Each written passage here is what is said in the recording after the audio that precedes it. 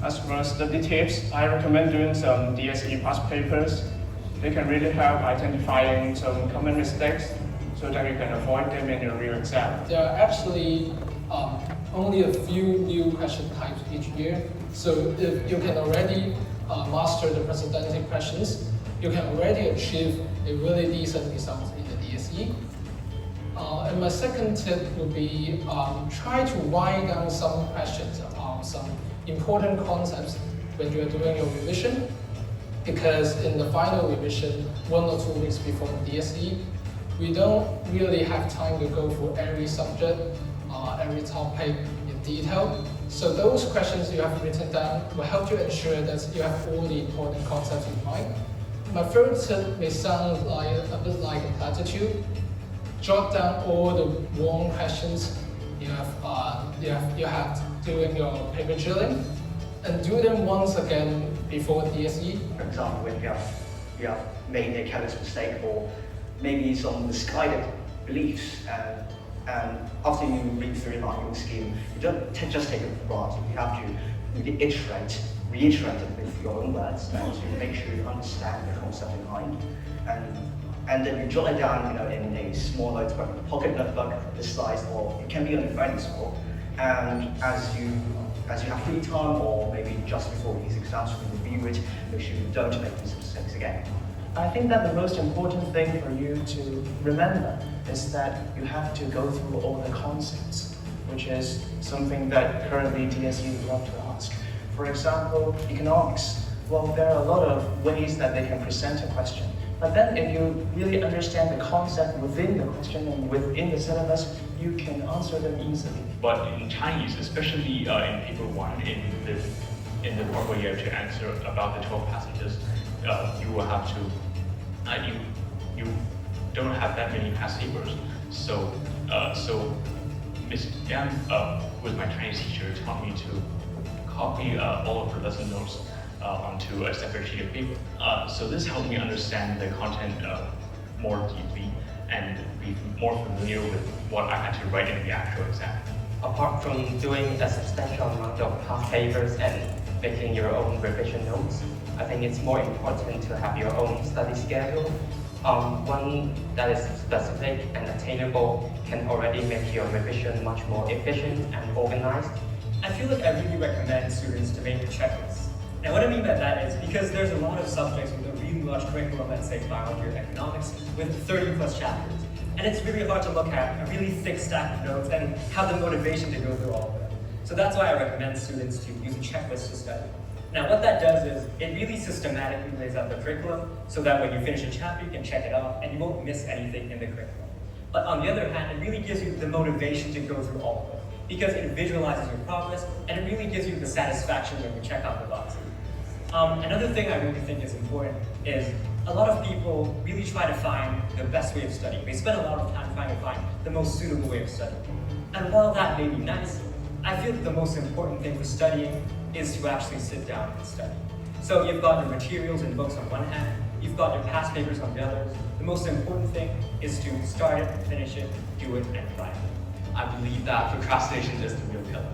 So personally, I like to make my notes as digitally accessible as possible. So this means that maybe I would I'll scan my notes and make them digital. I'll put them on my phone and maybe make use of sites like Notion in order to organize my notes and put all the notes together as well as the exam papers in one place so I can access them freely and whenever I need to. And this really allows me to prevent procrastination because I was able to study, for example, on the MTR or even like basically whenever I'm free. And whereas if I weren't to have done this, I would have been probably doom scrolling on social media. And another thing, personally, I would like to spend some time during my free time or during breaks or maybe during bus rides home. I'd like to spend a little time on introspection. For instance, I reflect on things I've done throughout the day or even throughout the week.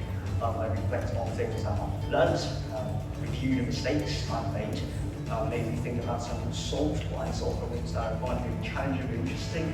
And to think about things even beyond exams, maybe think about the friends and family, think about the career choices, and even contemplate the meaning of life. And I'm certainly you find this as not only an intellectually rewarding experience, but it also helps to calm your emotions and reduce the anxiety for the exam.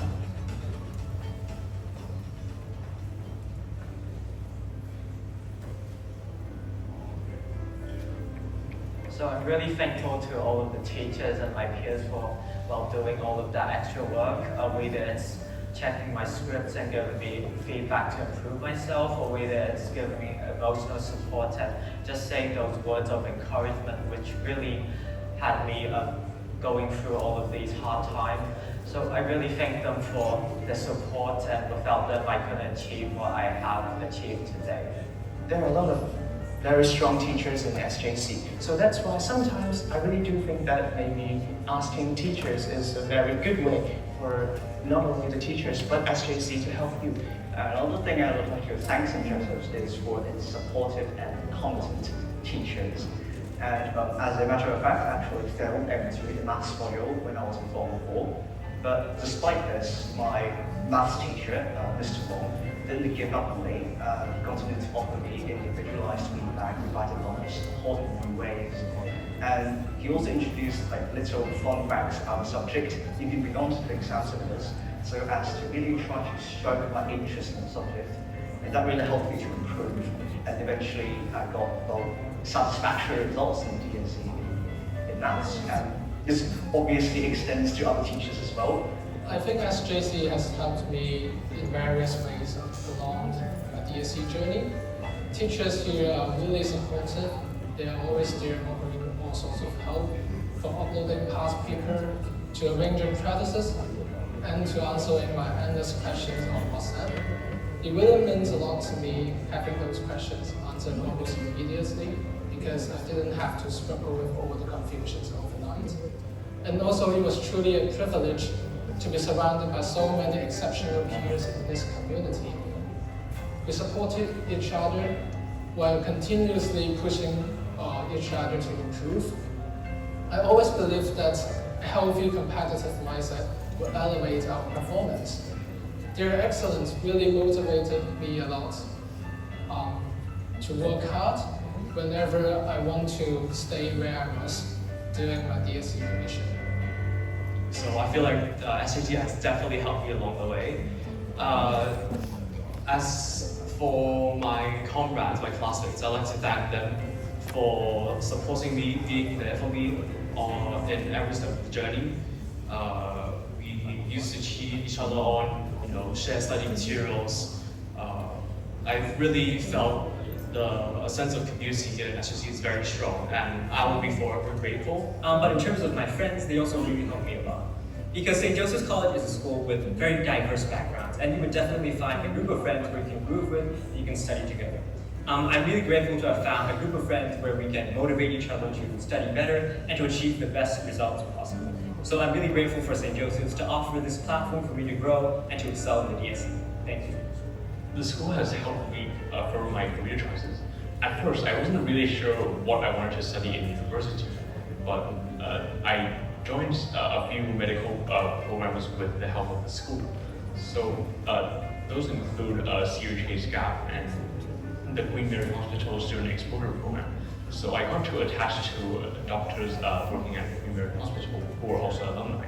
So when I shadowed them at work, I became more interested in studying medicine, and I became more confident that I wanted to study medicine in university.